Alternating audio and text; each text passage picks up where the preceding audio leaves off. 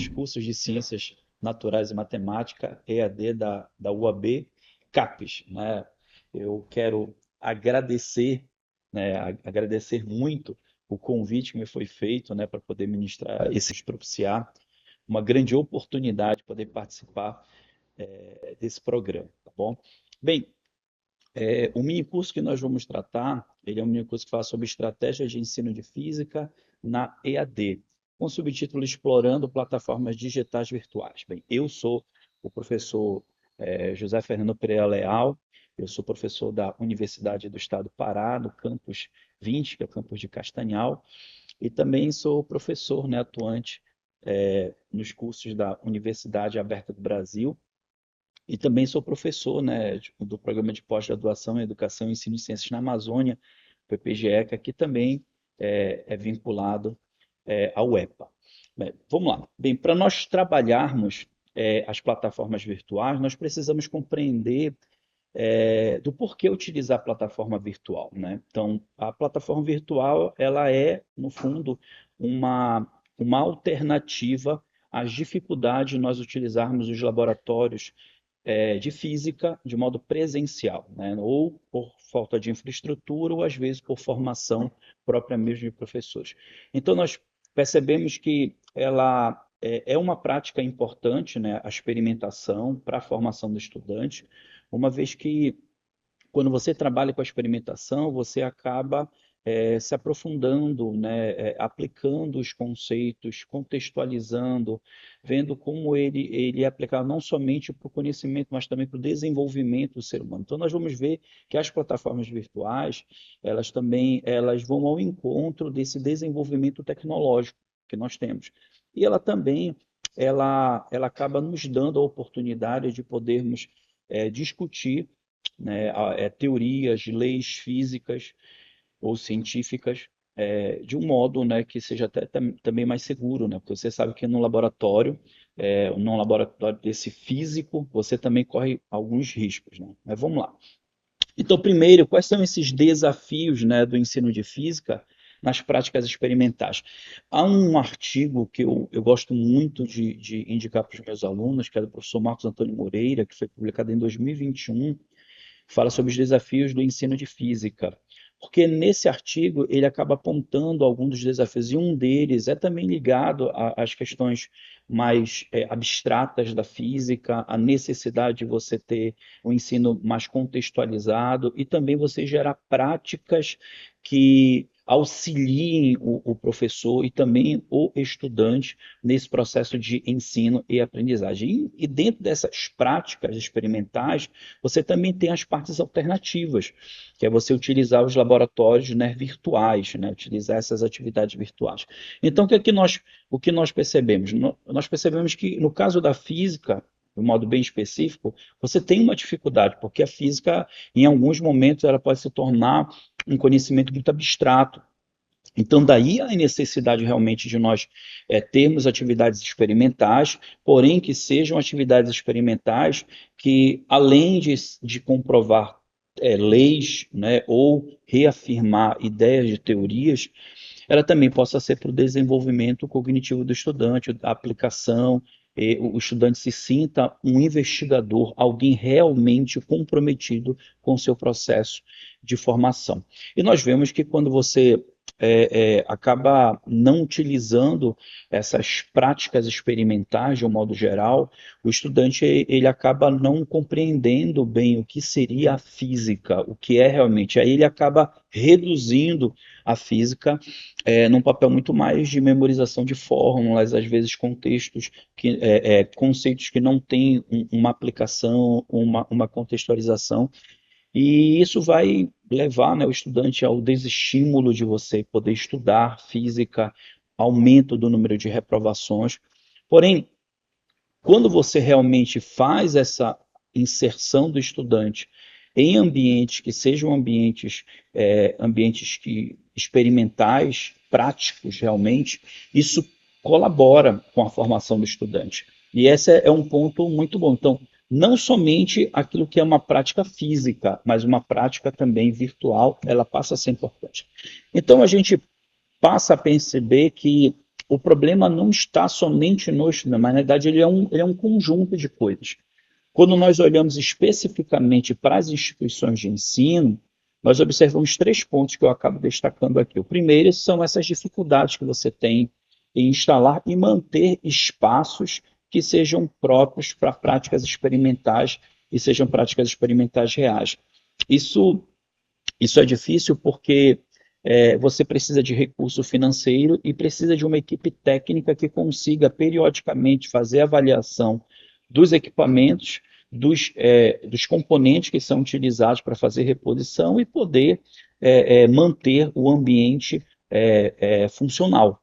A outra coisa que nós vemos são os próprios profissionais que trabalham. Aqui eu posso citar, por exemplo, os professores, porque eles são os primeiros a fazerem essa intermediação do ensino entre o estudante e o espaço de laboratório. E você vê, se você não tiver professores que tenham habilitação, sejam formados, tenham qualificação, cursos de qualificação para trabalhar em laboratório e trabalhar principalmente na parte do ensino, se você não tiver isso, você acaba os professores utilizando o espaço meramente para poder comprovar, né, leis ou, quem sabe, discutir um pouquinho mais teorias. E não é bem isso que a gente precisa.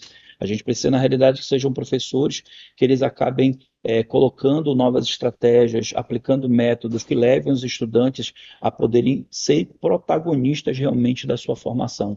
Isso valoriza, né, o espaço, valoriza o estudante, principalmente o ambiente em que ele vive.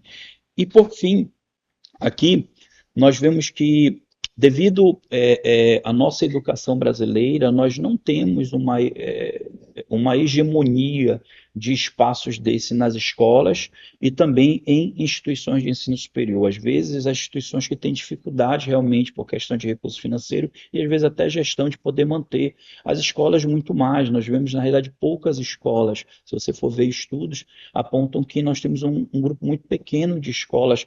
Isso quando você pega as capitais, quando você vê a região metropolitana já começa a ter essa dificuldade, ainda mais nos interiores, né, dos estados, onde nós ainda temos algumas dificuldades, né, até para ter professores realmente formados dentro daquela área para poder trabalhar. Então, isso dificulta, porque agora não é simplesmente o fato de você ter um espaço, você não tem recurso para poder montar um espaço desse.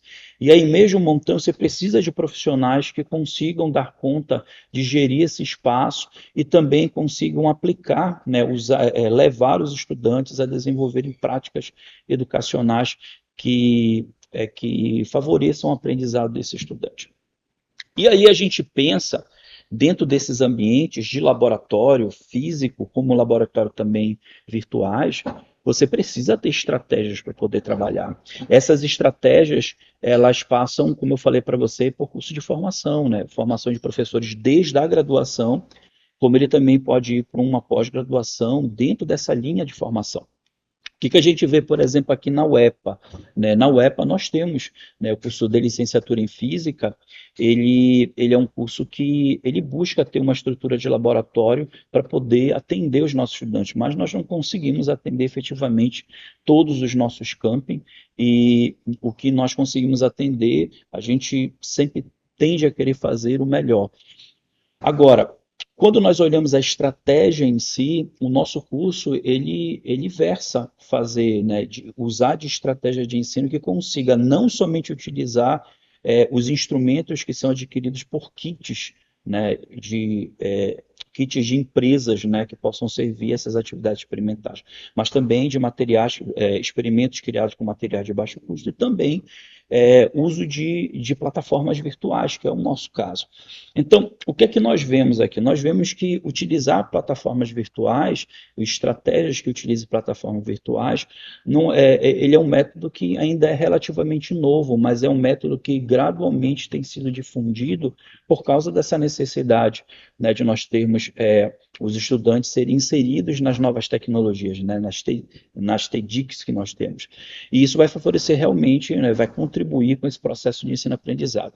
Vemos também que esses softwares eles vêm ganhando cada vez mais espaço na área da pesquisa, para que sejam elaboradas estratégias, recursos didáticos, como você tem produtos educacionais, ter cadernos, ter livros de atividades práticas que você possa utilizar, como é um exemplo de uma plataforma que nós vamos acabar utilizando um desses trabalhos que canalizam para esse sentido. Então, pois bem, para que você possa utilizar a tua estratégia, você tem que ter alguns elementos. Primeiro, nós temos que ter três elementos que são ligados à infraestrutura. Você tem que ter, para usar a plataforma virtual, né, ou laboratório virtual, você tem que ter computador, e aí você tem que ter, no fundo, ou um software que possa ser instalado no teu computador, né? Ou você pode utilizar a plataforma virtual. Há alguns ambientes que você precisa de um software para que possa te ligar a essa plataforma. Há outros não. Tanto você tem aqueles que são gratuitos, como aqueles que também você precisa pagar alguma coisa, né, para poder ter.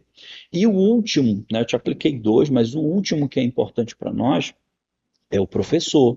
O professor ele precisa ter essa qualificação dele. E como eu falei para vocês, nós temos exemplos, né, de muitas áreas da física que nós trabalhamos, mas, por exemplo, aqui na UEPA, nós trabalhamos principalmente com o ensino de astronomia.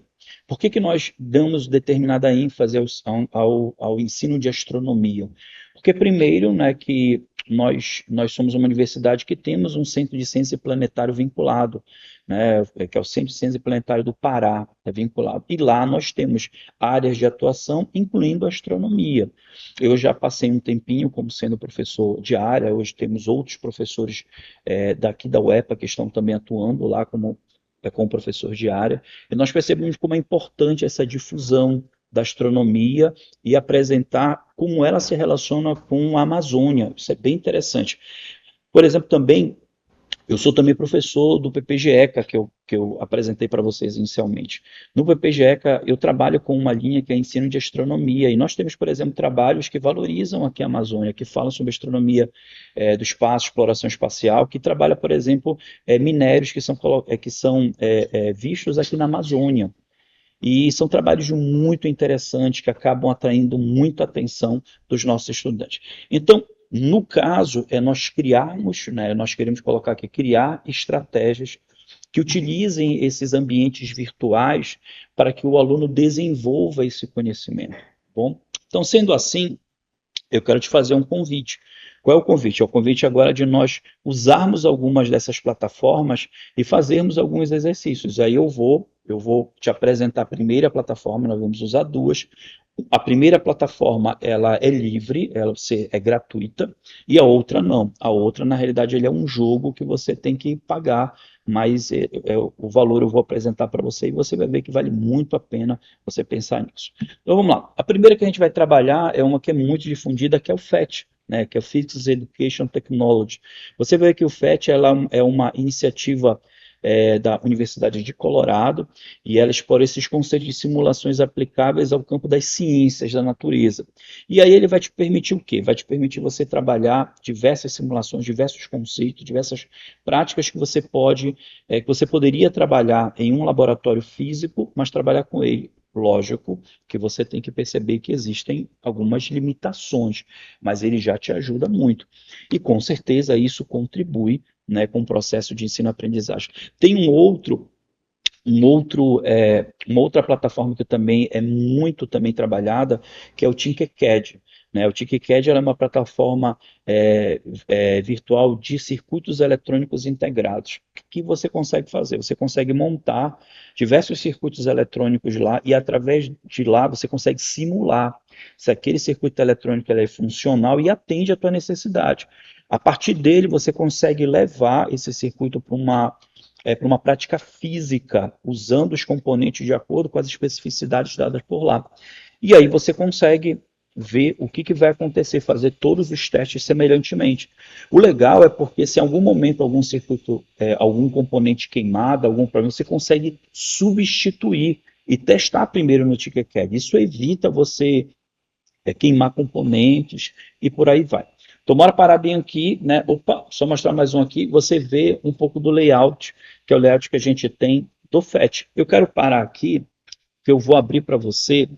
Bora abrir aqui uma página do Google para mostrar para você como a gente pode acessar o FET. Você vai lá no browser do Google, na própria área de pesquisa do Google, e você vai escrever o FET, você vai encontrar aqui, olha, a primeira aba, você clica, ao clicar, ele já te abre no ambiente, né, no ambiente. E aí veja que você tem muita gente utilizando já o FET, olha, mais de 1,5 bilhões de simulações executadas aqui. E você tem aqui as áreas do conhecimento que você pode trabalhar. Física, química, matemática, ciências da terra, biologia, você pode escolher o que você quiser. Vamos dar um exemplo, como nós estamos trabalhando na física, vamos olhar, por exemplo, na física. Você clicou, você vai ver que no filtro, ele vai chegar aqui para você, olha, aqui do meu lado esquerdo, ele vai colocar matéria física e vai te dar todos os experimentos ligados a esses tópicos que você tem. Se você desmarcar algum tópico, ele acaba retirando o conjunto de experimentos que estão lá. Aí você pode, por exemplo, dizer, se eu não quero, eu quero ver uma outra área, perfeito, você pode voltar, e eu vou escolher, por exemplo, ciências da Terra, né? Você abre Ciências da Terra, você vai ver que aqui no cantinho ele vai marcar, olha, Ciências da Terra, e vai ver todas as simulações, né, todas as simulações que estão vinculadas, né, a esse tema que você tem. Eu vou fazer o seguinte, como eu disse para vocês que a gente está interessado em fazer estratégia, eu vou deixar isso que está aqui, eu vou para este material. Esse é o material que foi publicado nos anais dessa revista eletrônica. Ele é um material que vou colocar aqui, que ele fala proposta de atividades usando as simulações do FET Colorado. Foi produzido aqui, né, a professora Giane de Oliveira, né, e o professor Eduardo Toledo, né, lá em 2019, né, vinculado à Uni Evangélica Centro Universitário. O que ele propõe, esse material? Deixa eu só avançar aqui, o sumário dele. Ele propõe, dentro de uma área que você tem do conhecimento, que a gente está aqui em eletricidade, ele escolhe alguns assuntos, e a partir desses assuntos ele te apresenta os objetivos, e ele te dá várias atividades que você pode fazer utilizando esse material. Eu vou, por exemplo, lá na página 7, nós vamos aqui para a lei de Coulomb. Vamos lá para a página 7, vou colocar aqui, ó, marcar bem aqui, vou para a página 7, lei de Coulomb. Na lei de Coulomb, ele te conceitua, né, quem é Coulomb, qual foi a lei que ele encontrou, a lei que você tem aqui, e logo abaixo ele vai entrar na atividade proposta. Aí aqui na atividade proposta você tem no primeiro o acesso à aplicação ou ao aplicativo, ou ao simulador que você tem sobre lei de Coulomb. Caso você queira acessar o simulador pelo celular, você consegue também utilizando o QR Code. Eu vou fazer o seguinte, eu vou dar um clique aqui, ó, para eu poder acessar. Cliquei, permitiu, aí eu vou voltar aqui, ó, vou voltar, e ele já abre aqui, ó. Perceba que ele abriu a aba aqui, ó. Eu tinha essa aba anterior, agora ele abriu essa e já mostrou. Aí ele vai pedir para mim fazer o quê? Ele vai pedir, ó, na seção para eu clicar em escala macro. Ele vai te dar agora um tutorial para você seguir. Cliquei em escala macro. Então ele vai abrir para a gente um sistema que ele te dá, que é a nossa referência, que é uma régua, que varia de 0 a 10 centímetros. Ele te dá como se fossem pessoas que poderiam criar como se fosse força. Ele te dá aqui um sistema que vai ser eletrizado. A eletrização aqui do sistema, por exemplo, Q1, a gente vai poder fazer por aqui. E a equalização também dando carga para o sistema Q2, a gente faz por aqui. E aí ele vai poder te mostrar esse valor da força que a gente tem. Aqui, olha, se você for perceber, um está numa distância 4 centímetros e o outro está na distância ou na posição 7 centímetros. Então você tem 1, 2, 3 centímetros de distância de cada um. E aí você tem esta força aqui, olha, aproximadamente 319 newtons, que é a força que você vai ter um atuando no outro. Essa é a força exercida por Q1, que é sentido em Q2, sentido em Q1, né? E essa é outra força que Q1 faz, que é sentido em Q2. Mas nós vamos seguir o material, olha, vou voltar ao material. Aí o material diz para a gente, olha, ele vai aqui no ponto 2, 3.2 ele falou para a gente poder clicar, ver a interação e diz assim, olha, selecione o campo de valor de carga e atribua menos 2 microcoulombs para a carga esquerda e mais 2 microcoulombs para a carga da direita. Eu venho aqui e vou selecionar, olha, vou colocar, menos 2 para lá, menos 2, e aqui eu vou vir para o mais 2. Quando eu faço isso, observa aqui? Você observa que a força agora ela modificou. E no novo valor passou para aproximadamente 40 newtons. Tá bom? Aproximadamente 40 newtons. E ele vai continuar na sequência. Ele diz, olha, para provar que a força entre as cargas independe da posição e só depende das distâncias, posicione as cargas nas posições sugeridas. Então, eu quero mostrar para você, ele quer mostrar para a gente que não é a posição em si, mas é a distância entre elas. Então, bora pegar a primeira. Para Q1, que tem a carga menos 2 microcoulombs, eu vou colocar na posição 4 centímetros. E a Q2 eu vou colocar em 8 centímetros. Então, bora provar bem aqui. Quanto vale mesmo essa distância entre as duas? Ó, 1, 2, 3 centímetros. Mas essa aqui eu vou colocar em 4 e a outra ele pediu para eu colocar em 8. Vou colocar aqui em 8. O que você observou? Passei para a distância que era 3, ficou agora 4 centímetros. Veja que a intensidade da força diminuiu ou reduziu. Passou para aproximadamente 22. Vamos arredondar assim, 22 newtons. Então, houve uma redução. Vamos continuar. Ele pede para eu passar a Q1 para 2 e a Q2 eu vou passar para 6. Então, vamos ver aqui, ó, para 2 e essa eu vou passar para 6. Aí quando você olha a carga, a força elétrica, ela não mudou. Aí você percebe, só porque não mudou? Porque você percebe que mesmo modificando a posição das partículas, ou seja, aqui no caso, vamos supor que sejam esferas carregadas, eu mudei a posição em relação à escala. Mas o que eu não mudei foi a distância entre elas. Então, ela continua tendo 4 centímetros. Então, eu não modifiquei a distância. Então, eu já provo que aqui existe uma relação, que é a relação que a força ela é proporcional ao inverso da distância ao quadrado, que é o que define lá pela lei de Coulomb. E ele continua para poder discutir um pouco sobre isso. Ele fala sobre, ele já conversamos sobre isso. Agora duplique o valor do módulo da carga e verifique o que ocorre com a força. Vamos duplicar. Então esse aqui eu vou passar, olha como é, veja lá o valor da força, 22 newtons aproximadamente. Eu vou aumentar, olha, dupliquei a primeira carga e dupliquei a outra carga. O que você percebeu?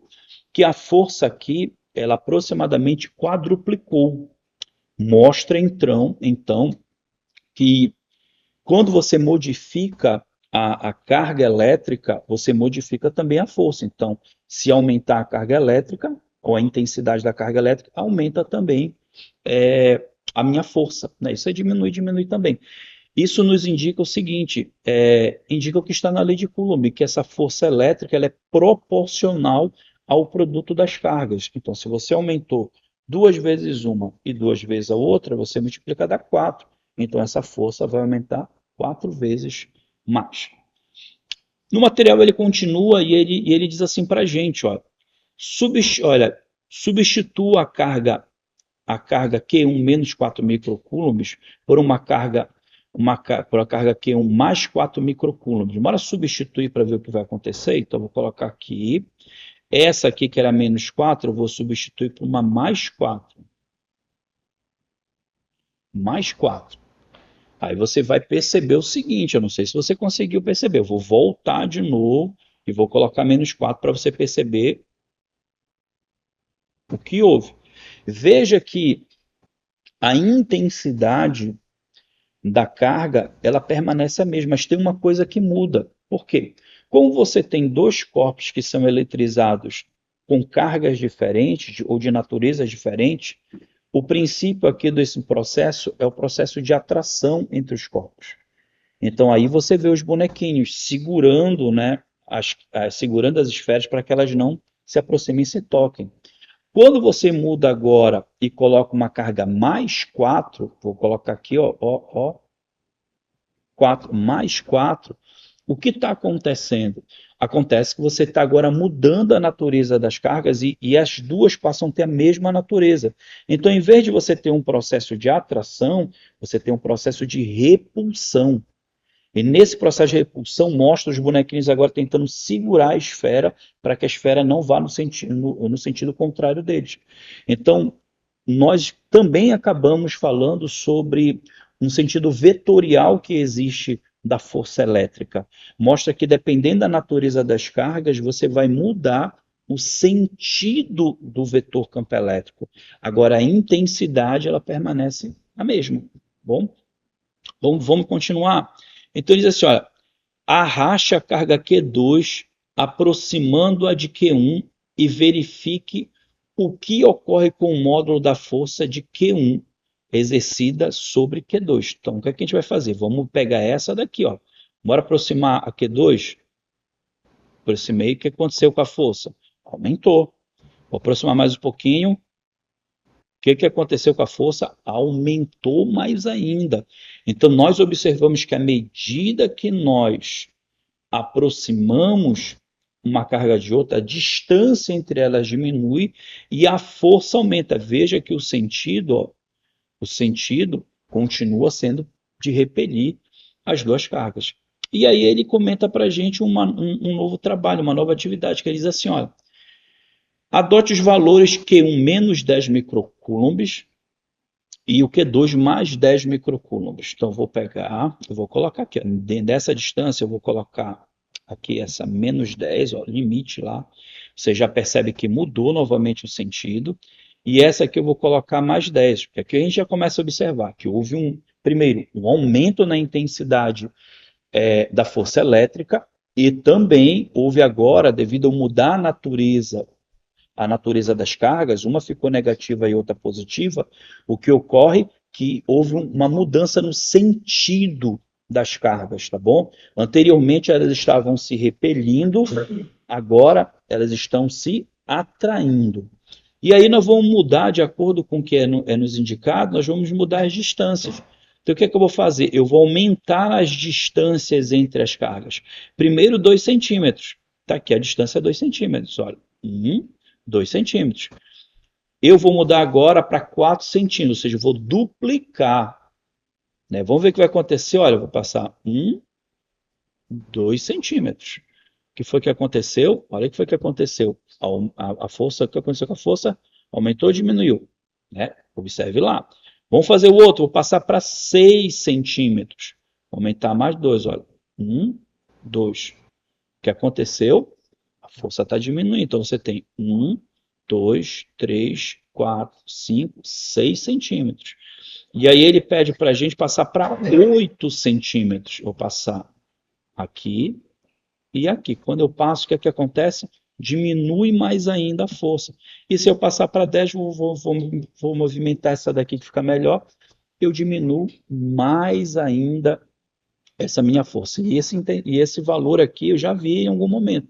Ele é parecido com algum outro exemplo que eu acabei utilizando devido a essa questão da combinação.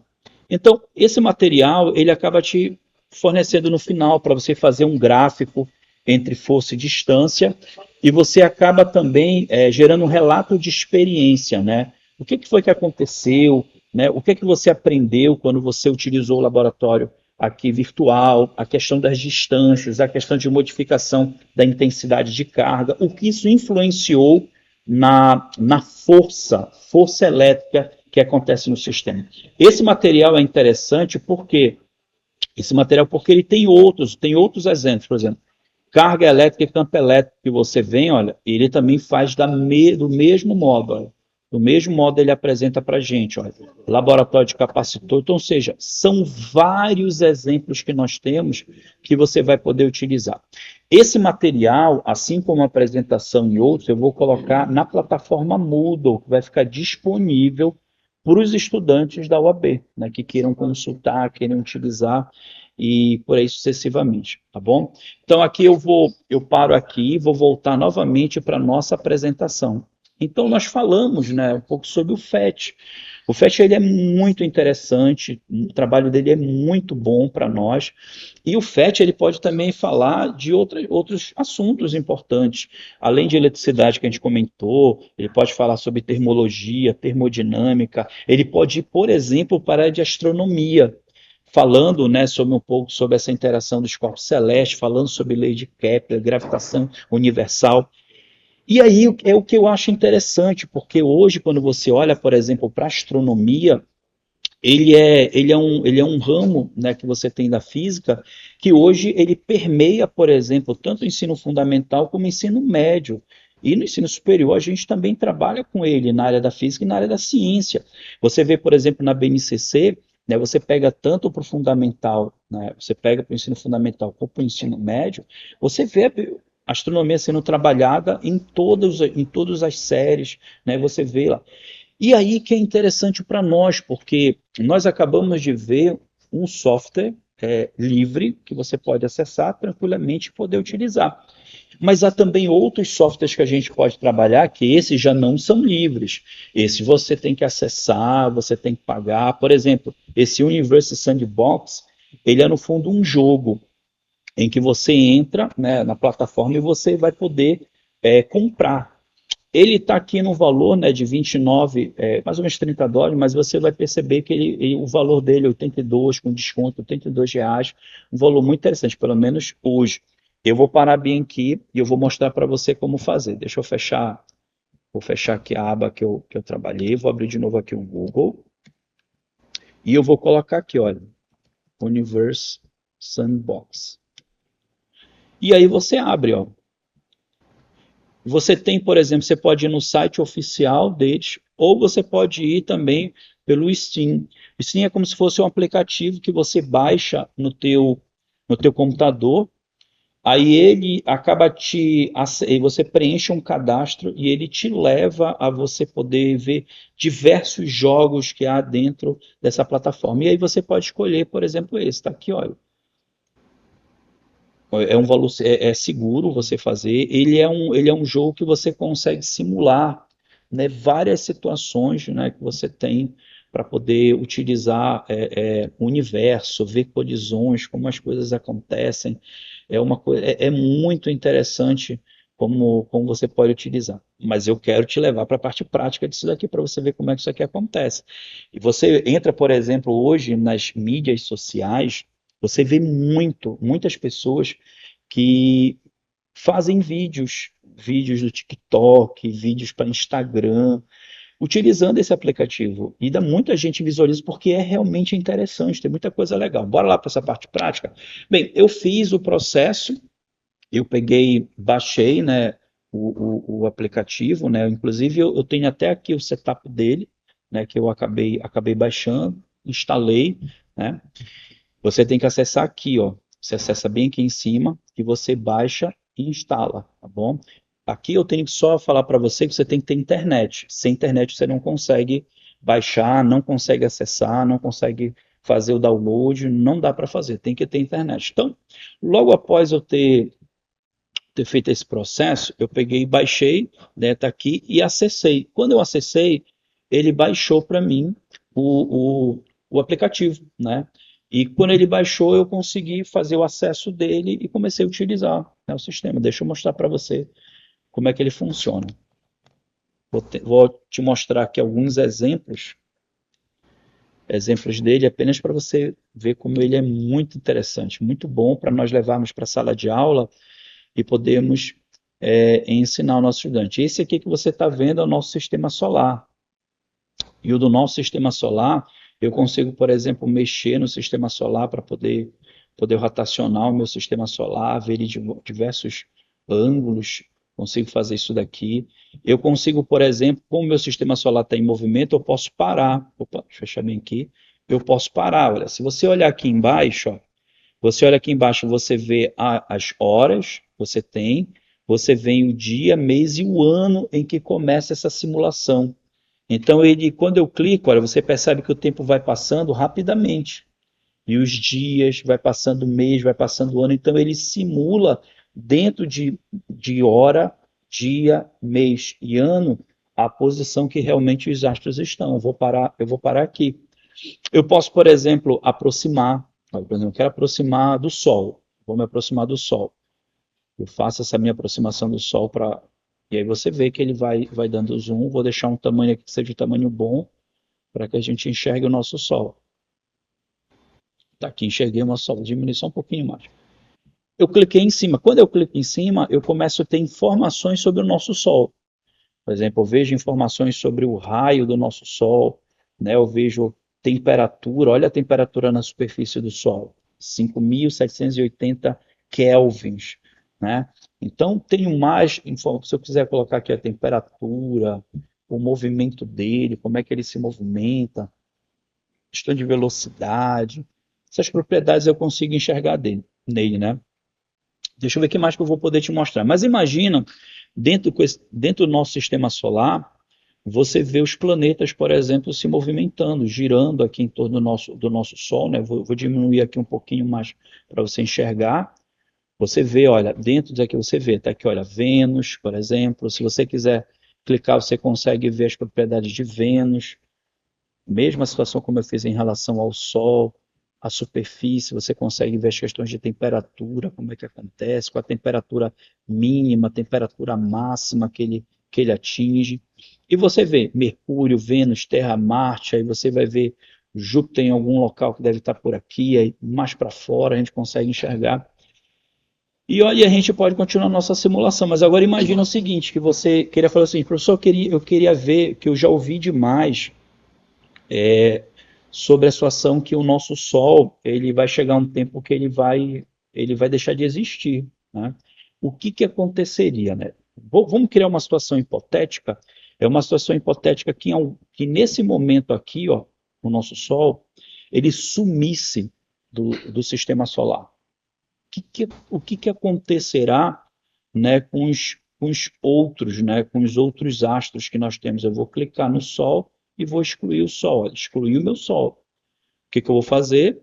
Eu vou pegar agora o meu Sol e vou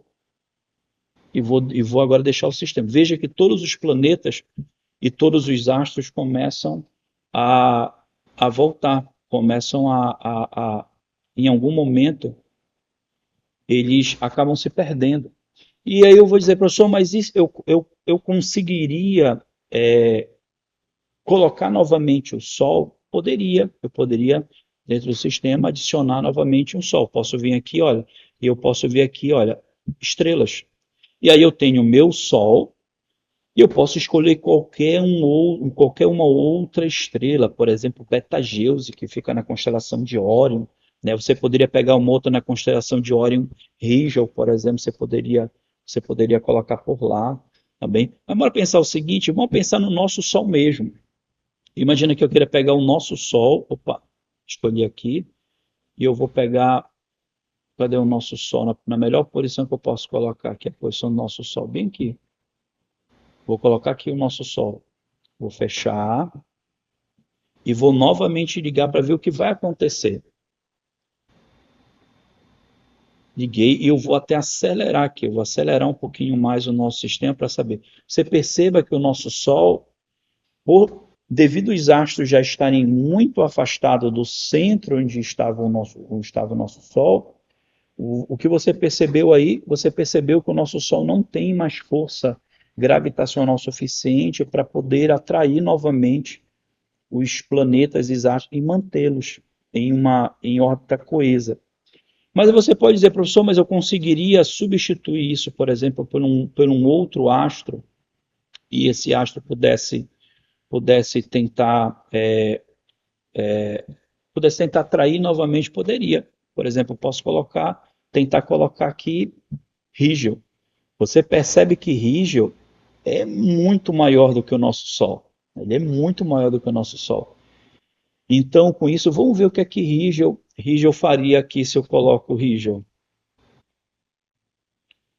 E eu vou acelerar aqui para a gente ver melhor. O que está acontecendo? Rigel, por ser muito mais massivo que o nosso Sol, Rigel vai conseguir atrair todos os planetas, todos os astros. E você vê aqui, olha, vou até aproximar aqui para você ver, ó. Tipo, opa, vou virar na realidade para você ver melhor aqui, ó. Rigel já acabou, olha, tá atraindo todos. Quem é esse aqui? Saturno, olha. Saturno agora está sendo atraído, aí ele vai. Foi outro que acabou. Então nós vemos que que Rigel acabou literalmente engolindo todos os outros astros que nós temos aqui. Bora fazer o seguinte, bora, vamos zerar aqui essa, vamos zerar aqui. Aqui do lado, você consegue criar a simulação do zero, por exemplo, você consegue fazer isso, além de você ter simulações existentes. Por exemplo, bora criar uma simulação do zero, só para a gente matar essa curiosidade. Eu venho aqui em ferramentas, vou adicionar e eu vou fazer o seguinte, bem, eu vou criar, vamos criar um sistema Terra-Lua. Eu vou criar, por exemplo, um planeta. Vou incluir um planeta e vou colocar aqui a Terra, que é legal porque você tem vários planetas, inclusive exoplanetas, que a gente pode discutir um pouquinho. Vou colocar a Terra, Tuque, coloquei a minha Terra. E depois da Terra, eu vou pegar, por exemplo, vou colocar uma Lua, mas eu vou fazer o seguinte, ó, deixa eu primeiro ver um negócio. O que é que eu vou ter que fazer? Deixa eu afastar um pouquinho, porque eu vou colocar a minha Lua em uma determinada posição para que facilite o que eu vou fazer, né? Eu pego aqui a Lua, nossa Lua, e vou colocar, por exemplo, numa posição, vamos colocar certinho aqui, olha, colocar 30, aproximadamente 30 mil quilômetros. Vou colocar bem aqui. O que, que vai acontecer com a nossa Lua? Perceba lá, vou afastar só um pouquinho, e vamos acelerar aqui um pouquinho mais para você ver. Tá aqui, ó, a nossa Lua entrou numa determinada órbita, mas não sei se você tá vendo direitinho aqui. Bora ver as propriedades, por exemplo, da Terra com a Lua nessa distância. Vamos ver, bora ver a temperatura. Olha as temperaturas que nós teríamos com a Lua nessa distância. Olha a temperatura que nós teríamos na Terra. Por exemplo, a temperatura que nós teríamos mínima seria essa, menos 71,9 graus Celsius. Se nós formos ver a maior temperatura que nós teríamos, seria essa 19. E você percebe que a temperatura continua diminuindo. Esse é um ponto importante aqui que você está vendo nesse gráfico aqui, ó. No gráfico você está enxergando aqui, ó. Você está vendo no gráfico que gradualmente a nossa temperatura está diminuindo. Por quê? Porque a Lua que nós incluímos aqui, ela não está numa posição que é a posição adequada, que é a posição hoje que você vê, por exemplo, da Lua, né? Da Lua em relação ao Sol, que é mais ou menos aí 300, na casa de 400 mil, mais ou menos, quilômetros, é uma coisa como 370 e tantos mil quilômetros. E aí você vai ver, olha, você começa a diminuir mais e mais a temperatura do sistema. A gente consegue, inclusive ver mais propriedades, por exemplo, composição química. Vamos dar uma olhada na composição química. No caso da composição química, a água, vamos ver aqui o oxigênio. Então, sempre vai haver umas modificações. Bem, para a gente não alongar muito, deixa eu apresentar mais uma simulação já existente para a gente. A gente tem, por exemplo, a simulação do nosso sistema solar. Deixa eu colocar aqui o nosso. Passei aqui, sistema solar. Deixa eu mostrar para você aqui o nosso sistema solar. Bem, aí do nosso sistema solar, deixa eu parar um pouquinho aqui, que eu vou ampliar, que eu vou te mostrar uma propriedade bem interessante, por exemplo. Quando nós pegamos, deixa eu colocar aqui, nós pegamos e escolhemos zona habitável, o que seria a ideia da zona habitável? A zona habitável para nós, ela é a região, né? Deixa eu afastar só um pouquinho, vou girar aqui, ó, para você enxergar melhor.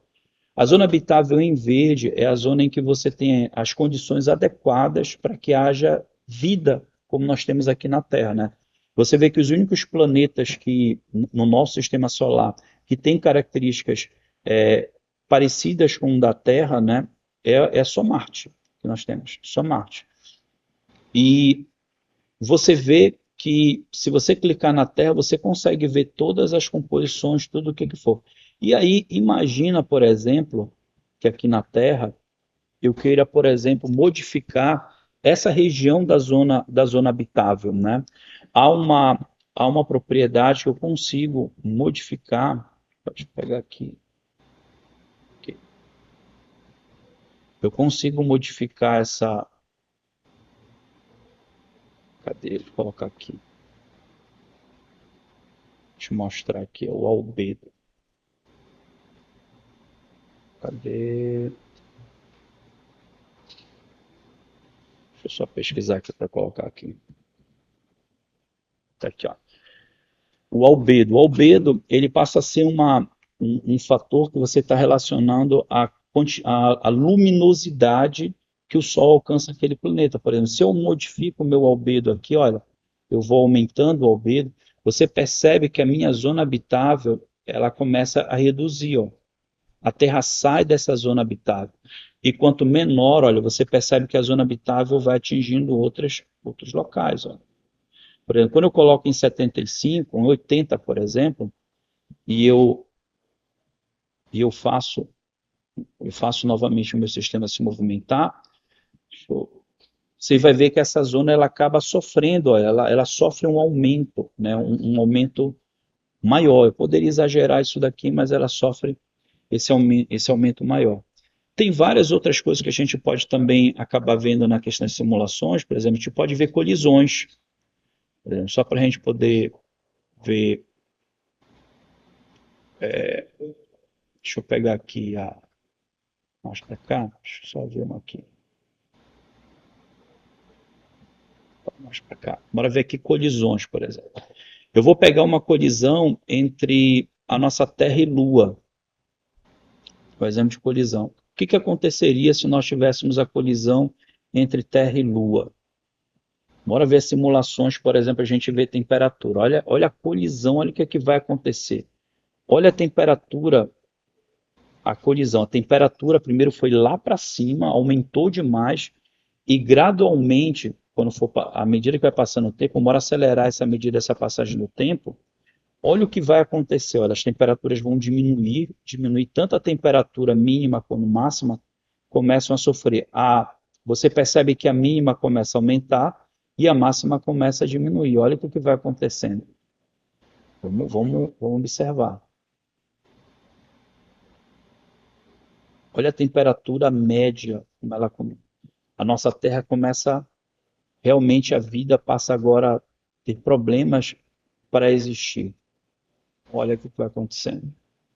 Na nossa visão geral, né, deixa eu colocar aqui um outro mapa para você poder enxergar. Olha o que aconteceria aqui na superfície, as temperaturas que você tem. Olha aqui o que está ocorrendo. Então a Terra literalmente ela começa a sofrer, ela sofre uma modificação muito grande. Eu vou até colocar para cá também para você ver, ainda continuar vendo. Olha. Você modifica completamente o sistema. Olha como está ficando as regiões, olha, esfriando regiões áridas. Você começa a ver, olha, as regiões mais áridas, né, que é a temperatura que você tem. Então, pessoal, tem muita coisa que você pode ver dentro desse sistema. Eu vou ficar aqui dentro da nossa simulação. Eu vou ficar bem aqui, porque eu vou entrar no chat também. E lá também na plataforma a gente pode tirar algumas dúvidas, as pessoas que podem fazer perguntas, né, a gente pode comentar. Né? Aqui você está vendo, por exemplo, o braço da Via Láctea, por exemplo, você tem aqui, você pode até ver galáxias, exoplanetas, que eu não quis colocar para não demorar muito essa nossa formação, mas é excepcional. Eu venho aqui, eu vou sair do meu sistema, tá bom?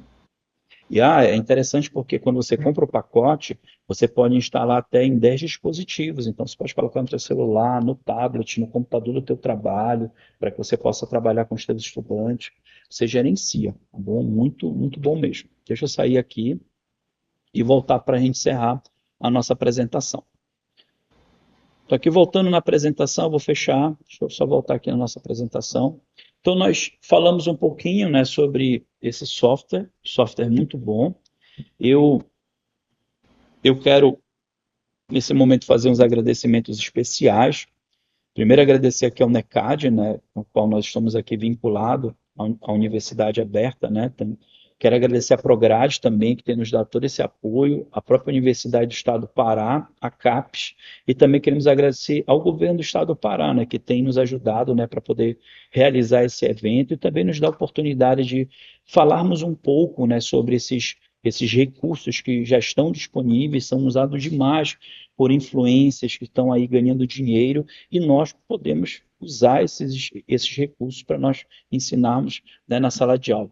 Eu quero também fazer menção que para a organização, né, do trabalho, de alguns elementos que nós utilizamos no trabalho, eu quero fazer também jus, né, a esse trabalho que a gente utilizou, né, que é a utilização de plataformas digitais virtuais no ensino de física, né, quero apresentar o professor Djalma, né, Gutierrez, né, e todos os outros autores, nós utilizamos para a gente poder também discutir algumas coisas.